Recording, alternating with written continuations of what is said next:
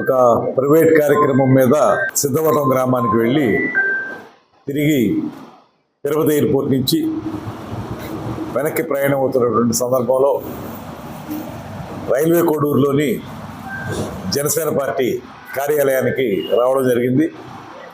ఇక్కడ నా చిరకాల మిత్రుడు స్థానిక నాయకులు తాపంశెట్టి నాగేంద్ర గారు, వెంకటేష్ గారు, మణి గారు, అదేవిధంగా కొత్తగా జాయిన్ అయిన సర్పంచ్ గారు గంగా యాదవ్ గారు, అదేవిధంగా సంయుక్త గారు, తొలిసారి జనసేన పార్టీ సర్పంచ్ అయిన సంయుక్త గారు, అదేవిధంగా చలపతి గారు, మొక్కసం చలపతి గారు ఈ మధ్యకాలంలో పార్టీలో జాయిన్ అయ్యారు. అదేవిధంగా మరో చిరకాల మిత్రులు చంద్రరావు గారు, చంద్రశేఖర్ గారు, ఇంకా రమేష్ గారు, శివ గారు, కిషోరు, రామ్ సుబ్బయ్య గారు ఇక్కడికి విచ్చేసినటువంటి మిత్రులందరికీ కూడా నమస్సుమాంజలి తెలియజేస్తూ చాలా ఆనందంగా ఉంది. చాలా రోజుల క్రితం రాజకీయ వ్యవహారాల కమిటీ మీటింగ్లో అందరూ ఒక నిర్ణయం తీసుకున్నాం. ఏ ప్రాంతానికి వెళ్ళినప్పటికీ కూడా ఆ ప్రాంతంలో ఉన్నటువంటి జనసేన పార్టీ కార్యాలయాలకు వెళ్ళి అక్కడ స్థానికంగా ఉన్నటువంటి నాయకుల్ని, కార్యకర్తల్ని కలవాలనేటువంటి ఆలోచన గతంలోనే చేసాం. ఆ ఆలోచన మేరకు రాష్ట్రంలో ఏ మూలకు వెళ్ళినా కూడా అక్కడ స్థానికంగా జనసేన పార్టీ కార్యాలయాలు ఉంటే అక్కడికి వెళ్ళి అక్కడ ఉన్నటువంటి మిత్రులతో మాట్లాడడం అనేది ఒక కార్యక్రమంగా పెట్టుకున్నాం. ఇవాళ ఆ క్రమంలోనే తిరుపతి వెళుతూ ఇక్కడ ఆగాను. మిత్రులందరూ సాదరంగా స్వాగతం పలికారు. నిజానికి రాయలసీమ ప్రాంతంలో జనసేన పార్టీ రోజు రోజుకి బలం పుంజుకుంటుంది. ఒక అద్భుతమైనటువంటి ప్రజాబలం జనసేన పార్టీకి ఇవాళ ఉంది. దీన్ని పూర్తి స్థాయిలో రేపొద్దున్న పవర్ పాలిటిక్స్లో కూడా ఉపయోగపడే విధంగా మార్చుకోవాల్సిన అవసరం కూడా ఉంది. దానికి సంబంధించి జనసేన పార్టీ అధ్యక్షులు, ప్రియతమ నాయకులు పవన్ కళ్యాణ్ గారు ఒక కార్యాచరణ కూడా ఏర్పాటు చేస్తున్నారు. రేపు ఏప్రిల్ నుంచి ఆ కార్యాచరణ అమలు చేయటం, తద్వారా అన్ని చోట్ల కూడా పార్టీ నిర్మాణాన్ని పూర్తి చేయటం లాంటి కార్యక్రమాల గురించి ఒక నిర్ణయం జరుగుతూ ఉంది. ఈ 2-3 నెలలు దానికి ప్రిపరేటరీ వర్క్ జరిగి ఆ తర్వాత అందరం కలిసి ఏప్రిల్ నుంచి ఆ కార్యక్రమాన్ని అమలు చేస్తాం. అదేవిధంగా ఈ సందర్భంగా ప్రత్యేకంగా నేను మనవి చేయాల్సింది, ఉప ముఖ్యమంత్రిగా పదవీ స్వీకారం చేసిన నాటి నుంచి పవన్ కళ్యాణ్ గారు ఆయన తీసుకున్న శాఖలన్నీ కూడా చాలా పెద్ద శాఖలు. పంచాయతీరాజ్ అంటే చాలా కీలకమైన శాఖ, దాంతోపాటు ఆర్డబ్ల్యూఎస్, దాంతోపాటు పర్యావరణం, అదేవిధంగా అటవీ శాఖ, ఇలాగా సైన్స్ అండ్ టెక్నాలజీ, ఇలాంటి ఈ శాఖలన్నింటినీ తీసుకుని వాటన్నింటినీ కూడా సమర్థవంతంగా ముందుకు తీసుకెళ్తున్నటువంటి నేపథ్యం. అదేవిధంగా అధికారంలోకి వచ్చిన వెంటనే గ్రామీణ ఉపాధి హామీ పథకం కింద రాష్ట్రంలో ఉన్నటువంటి అన్ని ప్రాంతాలకి కూడా నిధుల్ని విడుదల చేసి ఎక్కడికెక్కడ గ్రామాల్లో రహదారులను ఏర్పాటు చేసేటువంటి కార్యక్రమానికి ఆయన శ్రీకారం చుట్టారు. దానివల్ల ఇవాళ రాష్ట్రంలో గ్రామీణ లింక్ రోడ్లు ఎన్ఆర్ఈజీఎస్ కింద మనం నిర్మించుకున్నటువంటి సందర్భాన్ని కూడా గుర్తు చేస్తూ ఉన్నారు.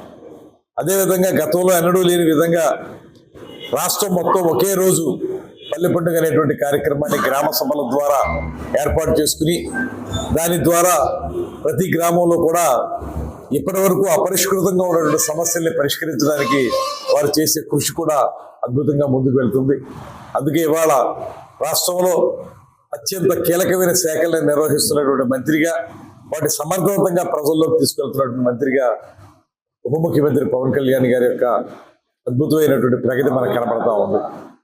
ఈ సందర్భంగా జనసేన పార్టీ నుంచి అటు ఉప ముఖ్యమంత్రి పవన్ కళ్యాణ్ గారు, మరో కీలకమైన శాఖని చూస్తున్నటువంటి నాదెండ్ల మనోహర్ గారు, అదేవిధంగా పర్యాటక శాఖని చూస్తున్న నేను, ముగ్గురం కూడా ఈ పార్టీ ద్వారా, ఈ ప్రభుత్వం ద్వారా ప్రజలు ఏదైతే ఆశిస్తున్నారో మన నుంచి దాన్ని సంపూర్ణంగా ప్రజలకు అందించేటువంటి కార్యక్రమాన్ని చేపడుతున్నటువంటి నేపథ్యం.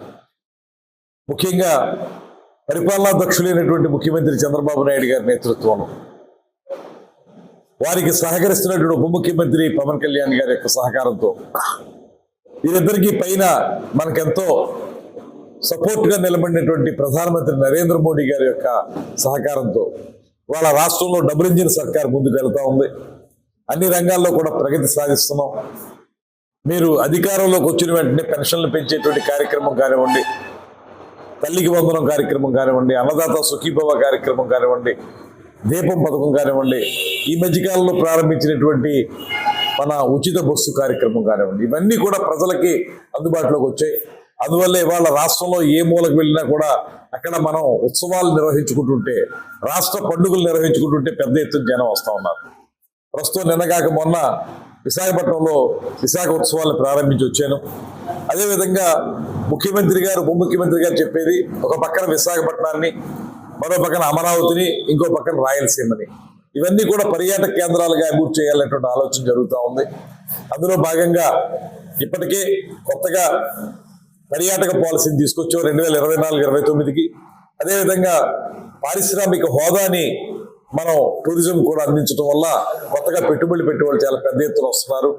దాంతోపాటు మనం ఈ టెంపుల్ టూరిజం కానీ, అడ్వెంచర్ టూరిజం కానీ, ఎకో టూరిజం కానీ, హెల్త్ టూరిజం కానీ వీటన్నిటినీ కూడా త్వరలో పెద్ద ఎత్తున చేపట్టాలనేటువంటి ఆలోచనతోటి మనకెటు మీ రాయలసీమలో మనకి తిరుపతి వెంకటేశ్వర స్వామి, మరో పక్కన శ్రీశైలం, వాటితో పాటు అనుసంధానంగా ఉన్నటువంటి కాళహస్తి టెంపుల్, అదేవిధంగా ఇతరత్ర కాణిపాకం టెంపుల్, ఇతరత్ర ఉన్నటువంటి అనేక టెంపుల్, ఒంటిమిట్ట రామాలయం ఈ పక్కనే ఉన్నటువంటిది, అదేవిధంగా ఇక్కడ ఉన్నటువంటి పురాతన కట్టడాలు, అది సిద్ధవటం కానివ్వండి, దాంతోపాటు గండికోట కానివ్వండి, ఇలా చూసుకుంటే ఒక డైవర్సిఫైడ్ టూరిజం యాక్టివిటీస్కి ఆలవాలంగా నిలబడింది రాయలసీమ.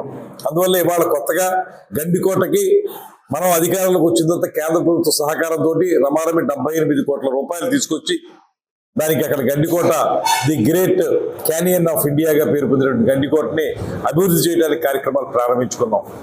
అదేవిధంగా మా తూర్పుగోదావరి జిల్లాలో అఖండ గోదావరి, బాపట్లలో సూర్యలంక బీచ్, ఇవన్నీ కూడా కేంద్ర ప్రభుత్వ సహకారంతో చేస్తా ఉన్నాం.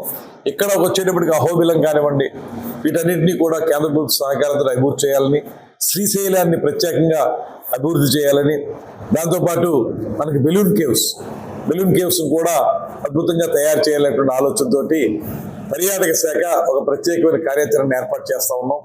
రాబోయే రోజుల్లో రాష్ట్ర ప్రభుత్వం యొక్క ఆలోచనతో, కేంద్ర ప్రభుత్వ సహకారంతో పర్యాటక రంగంలో వివిధ స్థాయిల్లో సర్క్యూట్స్ ఏర్పాటు చేసి హబ్ అండ్ స్పోక్ మోడల్ అంటారు వాటిని, హబ్ అండ్ స్పోక్ మోడల్ ద్వారా ఈ పర్యాటక రంగాన్ని అభివృద్ధి చేయడానికి ఒక కార్యాచరణ ఏర్పాటు చేసుకుంటున్నాం.